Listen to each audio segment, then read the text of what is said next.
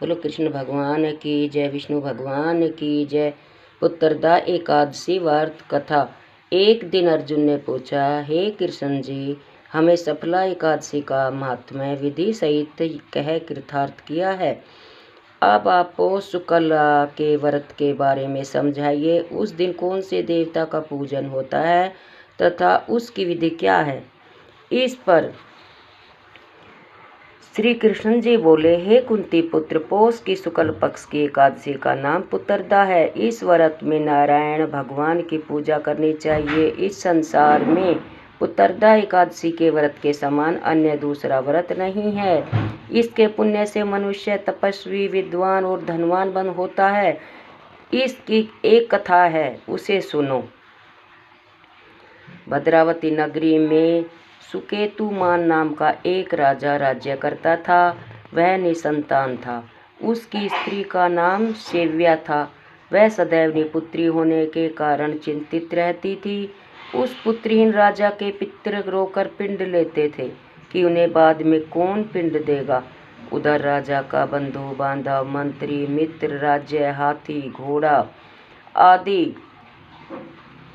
सभी से भी संतोष नहीं होता था। वह विचार करता था कि मेरे मरने पर मुझे कौन पिंड देगा। बिना पुत्र के पितरों और देवताओं के से ऋण ही हो सकते हैं।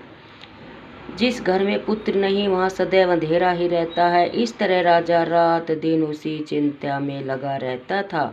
एक दिन राजा ने अपने शरीर को त्याग देने की सोची, परंतु विचार करने लगा, आत्मघात करना महापाप है।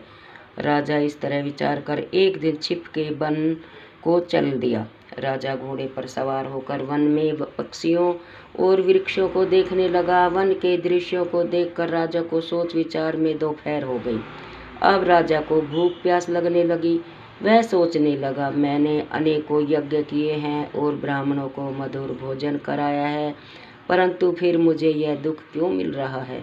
राजा प्यास के कारण बहुत बेचैन होने लगा और पानी की तलाश में आगे बढ़ा। कुछ ही आगे जाने पर उसे एक सरोवर मिला। उस सरोवर में कमल खिल रहे थे। उस सरोवर में सारस, हंस, मगरमच्छ आदि जल क्रीड़ा कर रहे थे। उस सरोवर के चारों तरफ मुनियों के आश्रम बने हुए थे। तभी राजा के दाहिने अंग फड़कने लगे। राजा मन में प्रसन्न होकर सरोवर के किनारे बैठे हुए मुनियों को देखकर घोड़े से उतरा और दंडवत करके उनके सम्मुख बैठ गया। राजा को देखकर मुनीश्वर बोले, हे राजा, हम तुमसे अत्यंत प्रसन्न हैं। तुम इस जगह कैसे आए हो, सो कहो। इस पर राजा ने उनसे पूछा, मुनीश्वरों, आप कौन हैं और किस लिए यहाँ पधारे हैं। मुनि बोले, हे राजन, आप पुत्र की इच्छा करने वाले को उत्तम संतान देने वाली पुत्रदा एकादशी हैं। हम लोग विश्वदेव हैं और इस सरोवर पर स्नान करने आए हैं।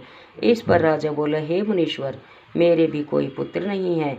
यदि आप मुझ पर प्रसन्न हो तो एक पुत्र का वरदान दीजिए। मुनि बोले, हे राजन, आज पुत्रदा एकादशी है, आप इसका व्रत करें। भगवान की कृपा से आपके अवश्य पुत्र होगा।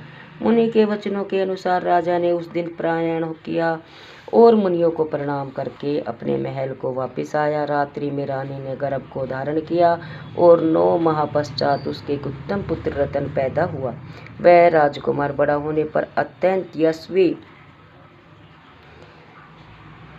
और प्रजापालक हुआ। श्री कृष्ण भगवान बोले, हे कुंती, पुत्र की प्राप्ति के लिए पुत्रदा एकादशी का व्रत करना चाहिए। जो मनुष्य इसका महात्म्य श्रवण व पठन करते हैं उसे स्वर्ग मिलता है। बोलो पुत्रदा एकादशी माता की जय, विष्णु भगवान की जय, लड्डू गोपाल जी महाराज की जय। जय जय श्री राधे, जय जय श्री कृष्ण।